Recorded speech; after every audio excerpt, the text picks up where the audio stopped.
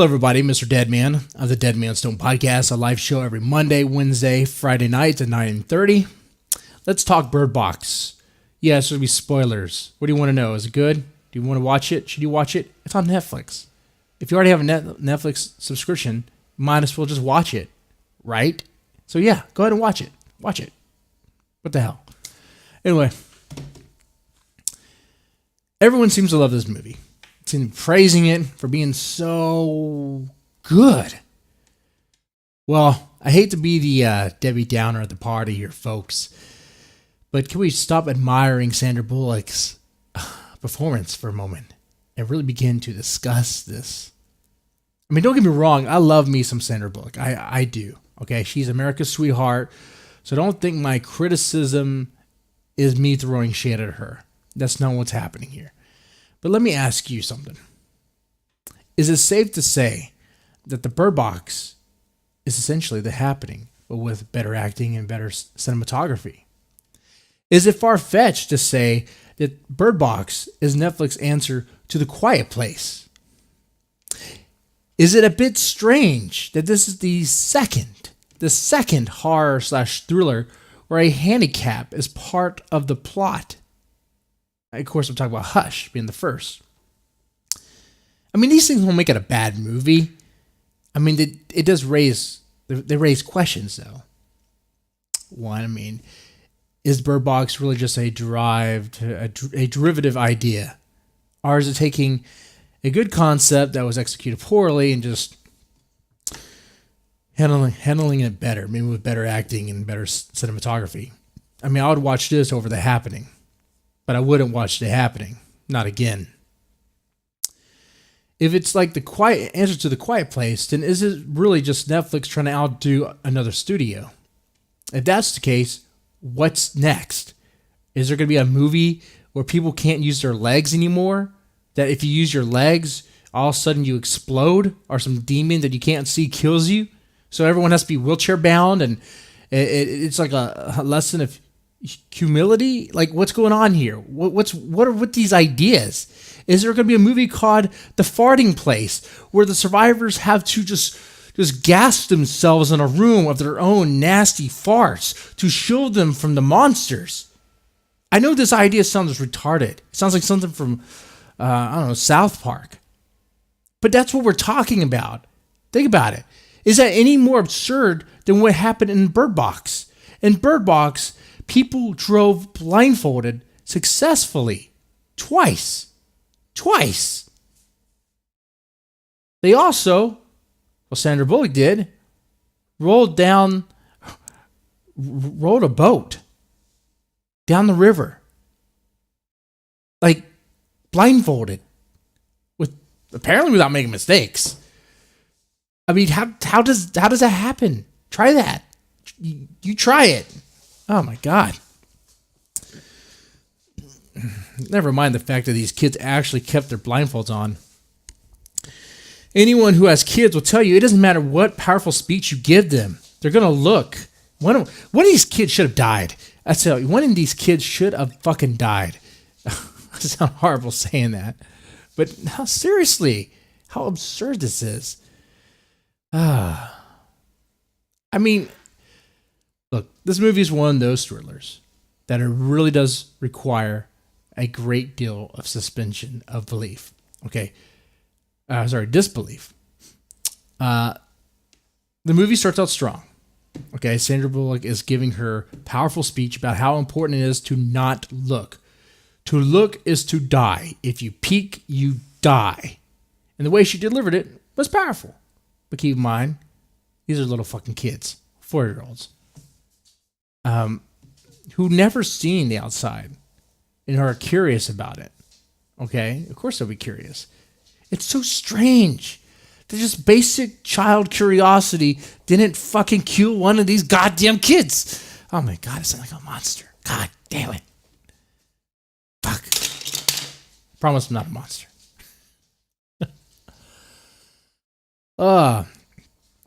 But then you realize that, okay, so the movie starts out strong. But like in the very beginning though, Because after that scene is over, it's like, oh wait, this is 5 years in the future from whatever we're going to. The incident where everything starts, shit starts hitting the fan. People start killing themselves. Because of what? Because apparently what they see kills them or makes them go crazy. Somehow survived that chaos and survived magically through grouping up with a group of people who just made mistakes left and right. It was mistakes all the fucking time. So you want to tell me that somehow she survived long enough to get on the boat and then somehow managed to survive down the river and then somehow managed to survive down the rapids? I mean, come on now. Blindfolded.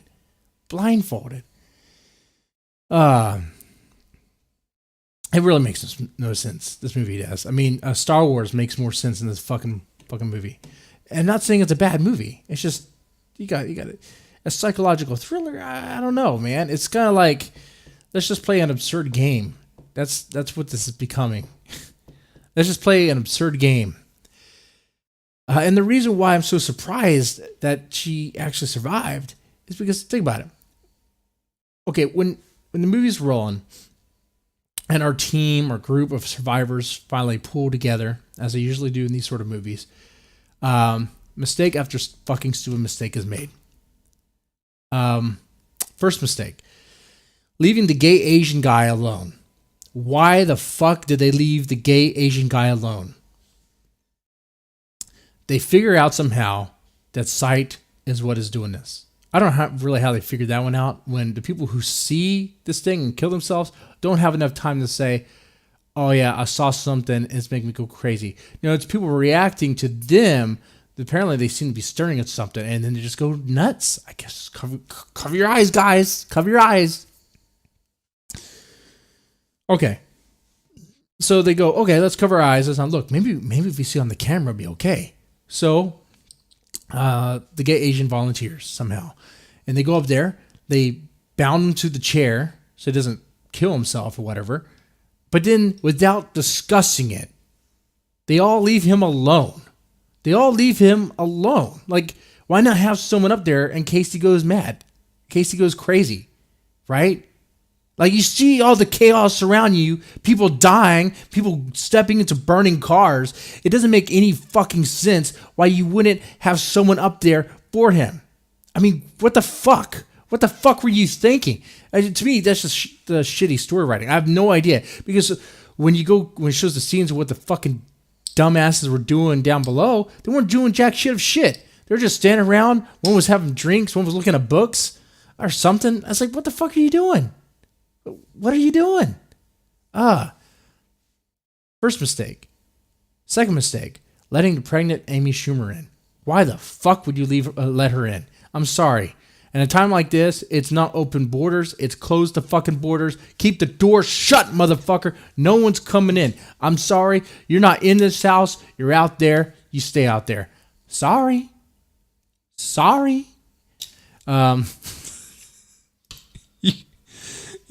You don't want me in your fucking... Actually, no, you do want me in your group. I'll make sure no one comes in. No one's getting the fuck in. Nah, man. I wouldn't shoot her. Just be like, nope. Take your chances. Sorry. What can I tell you? Oh my God, Jesse's such a fucking asshole. Third mistake, which is part of the second mistake. Letting in the obvious creepy guy, who is, like I said, an obvious creepy guy. And who lets this person in? Pregnant Amy Schumer. I'm telling you, the moment she came in, the moment she started talking, I was like, oh, this bitch is soft. She is soft like baby shit. She's going to bend over backwards and do something stupid. You watch. And she does. If you're going to start letting people in, you got to have someone guard the fucking door. You can't trust people. No one's lives are at stake. Not like this. Not just random. Oh, God damn it. It just makes me rage. Fourth mistake. I wrote this down here. Oh, yeah. Not keeping an eye on the cop slut and pill popper. These two assholes. So these two, they just up and leave and they steal the car. No one really tries to stop them. No one really tries. It's a pathetic attempt. And what what happened there? Apparently, there's a book. This movie is based off of a book. Maybe they're going out to look for more pills. I don't know. Beats me. But you would think after seeing what they saw, I guess not what they didn't see. You'd think they wouldn't do that. But oh well, whatever. So a bunch of mistakes. The group makes a shit ton of mistakes. Oh, what about this? Leaving the wise old man, the drunk, locked up. Locked up. He was the one who was about to execute the creepy motherfucker by shotgun blast, right? To the face. People were like, oh no, we can't do that. That's so mean. Oh no. And he led to, Amy Schumer dying, the old lady dying, all sorts of shit. It's like, you gotta trust the old drunk. Trust the old drunk. Have you never read a fable or a myth? You gotta trust the old wise drunk. Okay? What they're telling you isn't too far fetched. There's some wisdom to it. Oh, God damn it. But I think the worst thing about this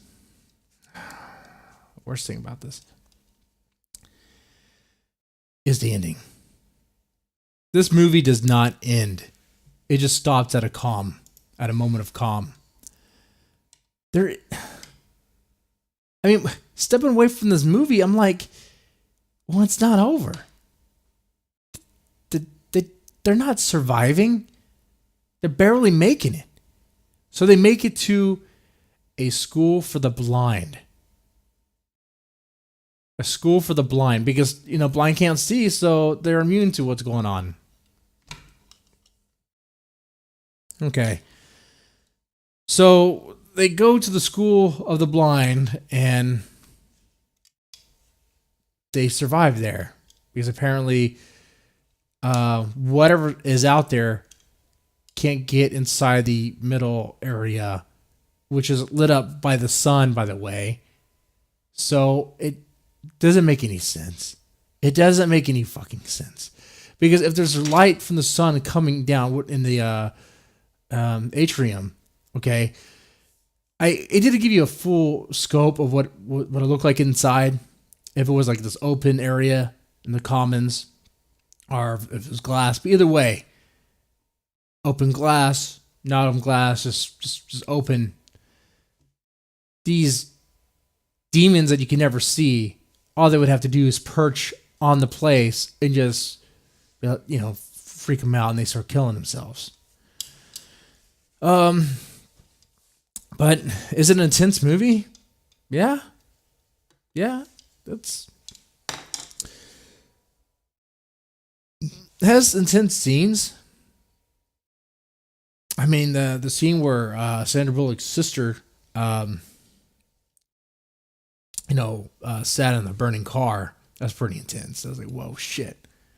Again, the car just explodes, like the whole thing just, oh shit. Goddamn, gas is everywhere in this car. Okay. That's what we're doing cars now. But there's some other intense moments.